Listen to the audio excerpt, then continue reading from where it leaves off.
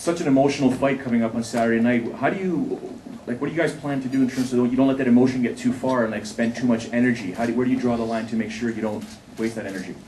Well, I don't read much about what he's said or anything in the interviews, so you know, that's one thing I'm trying not to do is when I walk in there, I don't want to run off emotion. I want to run off instinct and my game plan. So I just try and cut that off to the side, try not to bring that into the octagon with me. I usually fight the way I train, you know. I mean, you know, a lot of things, what I said, it's, you know, I might not like him personally, but, you know, skill-wise, it's not going to help me just running in there doing the windmill, you know. I got to be focused and stay disciplined and, you know, stick to my strategy. So I just like to, you know, keep my wits.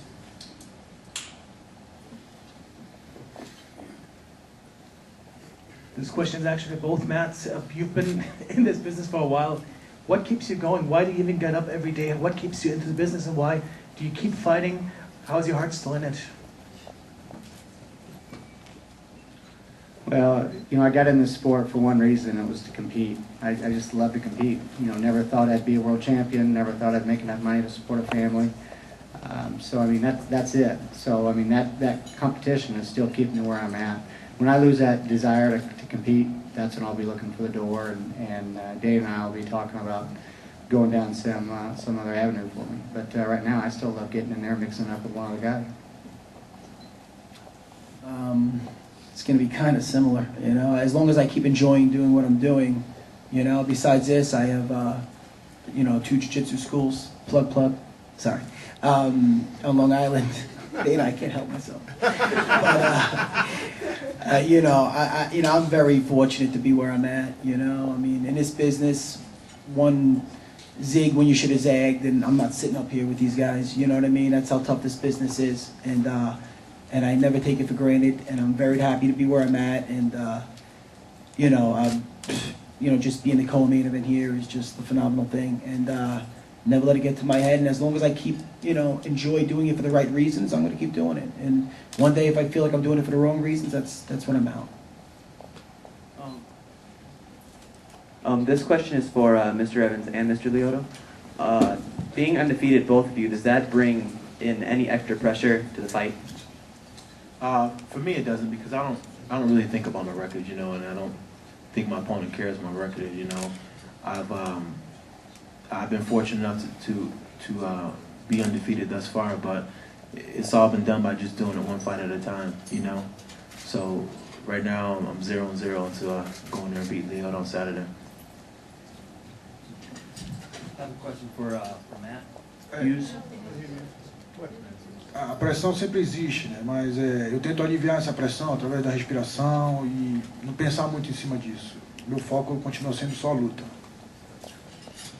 There's always a little bit of pressure stepping into any fight, but I just, you know, mentally just breathe a lot and just focus on my fight and who I'm fighting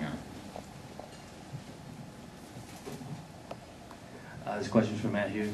Matt, you seem to make it sound as if that you were a little complacent in your last fight, maybe your last 2 fights. Were you complacent against Alves? I don't know about that. I wouldn't say that. You know, I was ready for the fight. I was up for the fight. It's just things just didn't go my way that fight, just the way it happens. Like Matt said, you know, you zig when you should have zagged, and you're out. You know, if you have one big mistake, or you put 2 or 3 small mistakes together, the fight's going to be over. So I mean, I just had a bad fight, no doubt about it. I mean, so. Scratched myself, dug myself out of that hole, and I actually been working mentally just as far as I have been physically for this fight. So I mean, I think I'm physically and mentally ready.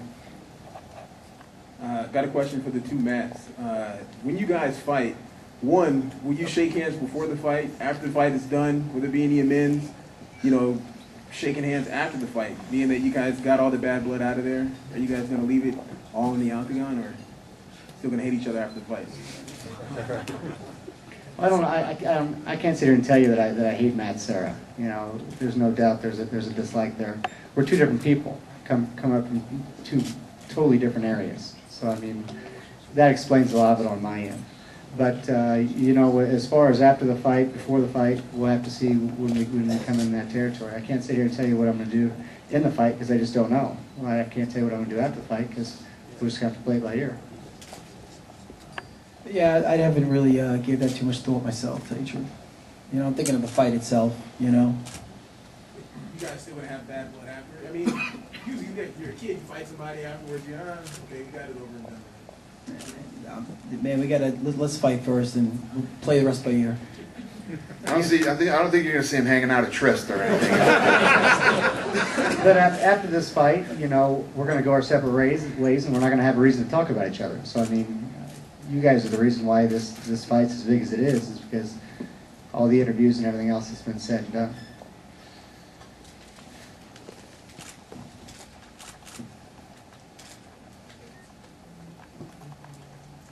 Hey, this is for Mr. Serra.